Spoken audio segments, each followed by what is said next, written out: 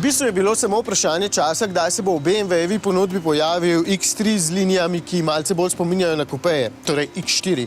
Princip je enak kot pri X6, ki je dejansko samo bolj položna različica X5. Recept je čisto enostaven. Za osnovo vzameš X3, ga zadaj malo potlačiš in poskrbiš, da je na zadnjih sedežih manj prostora. In potem svoje delo nagradiš z višjo ceno. V bistvu ni tako enostavno, ampak kot vidite, X4 vsaj ni tako glomazen in njegova podoba na naših cestah ni tako groteskna kot tista pri ogromnem X6, ki je od ostalih vozil za polovico večji. In čeprav X4 zadaj za glave potnikov ponuja dobre 4 cm manj prostora kot X3, to za večino ne bo težava, ker ga je vseeno dovolj. Tudi za normalno visoke, ne samo za me.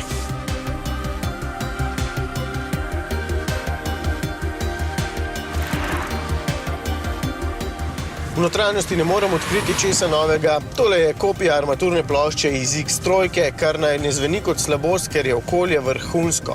Sploh v takšnem X4, ki stane 961 evrov, manj kot 80 tisočakov.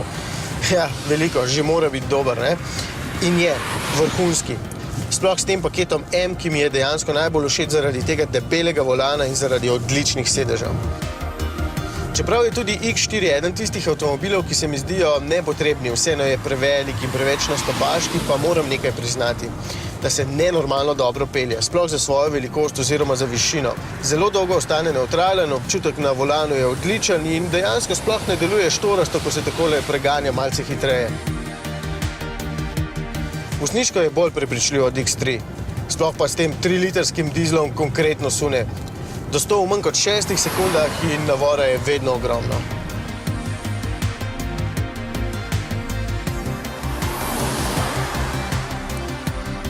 Od X3 z enakim motorjem je dražji za 4700 evrov. Je pa res, da vas bo v Sloveniji verjetno marsikdo gledal z zavistjo in ni nujno, da boste dosegli želeni učinek. V kakšni Arizoni, sem prepričan, bi bilo drugače. Matej bo ziher vedel.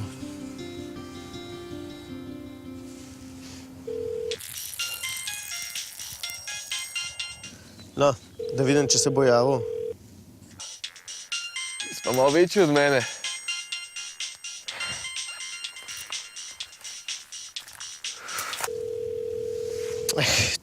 Vsi kao ful delajo, pol pa nobenega ne dobiš, ki ga rabaš.